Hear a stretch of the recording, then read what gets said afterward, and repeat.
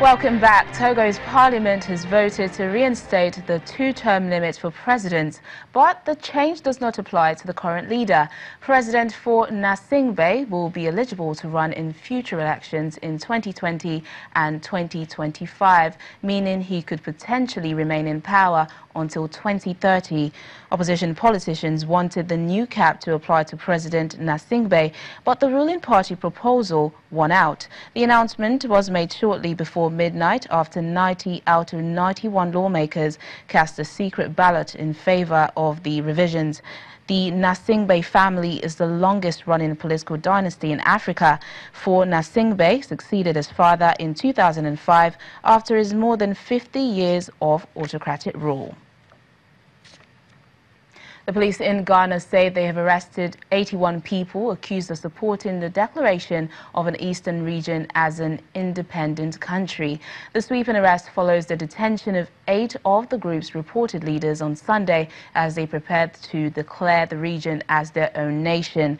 Police say the group are members of the Homeland Study Group Foundation, or HGSF, which campaigns for a separate nation in Ghana's Eastern Volta region, which they call Western Togoland. The arrests were made in a joint military and police operation across the Volta region. Let's get more on this story from Joy TV correspondent Raymond Akwa. Thanks for joining us on the program. So, what more can you tell us about the joint military and police operation where 81 members of the Homeland Study Group Foundation were arrested? Thank you. The action actually happened a couple of days ago. This was when the first team was arrested.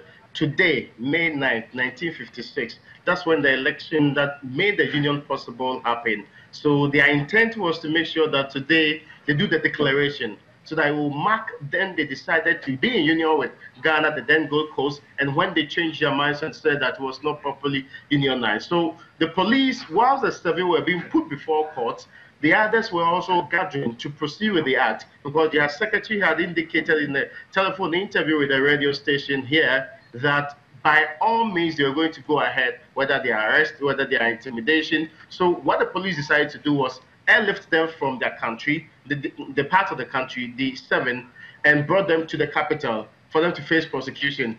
But because they heard that there were more people there who were still gathering in that part of the country, they decided to make sure that they bring some peace to the area by arresting them.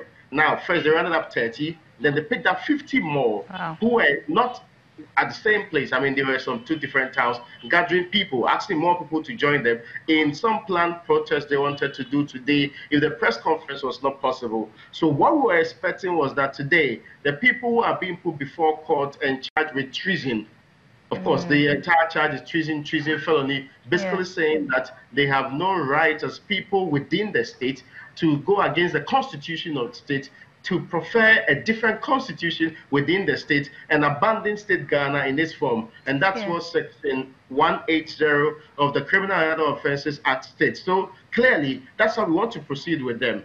Raymond, if they are found guilty, what punishment will they face? Treason felony, you could be in jail for life. So it's actually first-degree felony.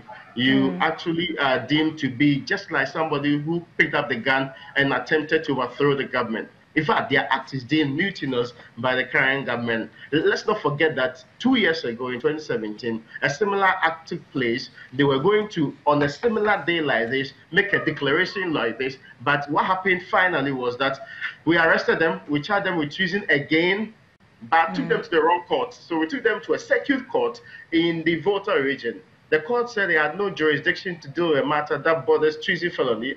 We finally cautioned them and let them go. Because really, the position of the state security up until now has been that these are just rabble-rousers. They do not possess the necessary strength to threaten the state. And that if you check their ages, they are between 56 and 35. But the predominant group, the leaders, they are very old people. It matters because the guy who is currently in charge of the team, he was there and was the main person who was canvassing for the plebiscite for the area not to be endorsed. And what did successfully was to get its area not to be part of the plebiscite. So specifically, those within the Ho and Pando areas did vote for separation. It was the rest. There were 6 electoral areas. It was the rest of the 4. Raymond, so much to get into. We'll have to leave it there. Raymond Akua, Joy TV correspondent, thank you so much for speaking to us about this situation on Network Africa. Now, finally, on the program, young women from low-income homes in South Africa with dreams of becoming professional dancers have been given free academic scholarships, training and opportunities to travel and perform as part of a cultural exchange program. The troupe, which fuses performing arts influences from Africa and the Far East, is enrolled at the Nanwu Academy.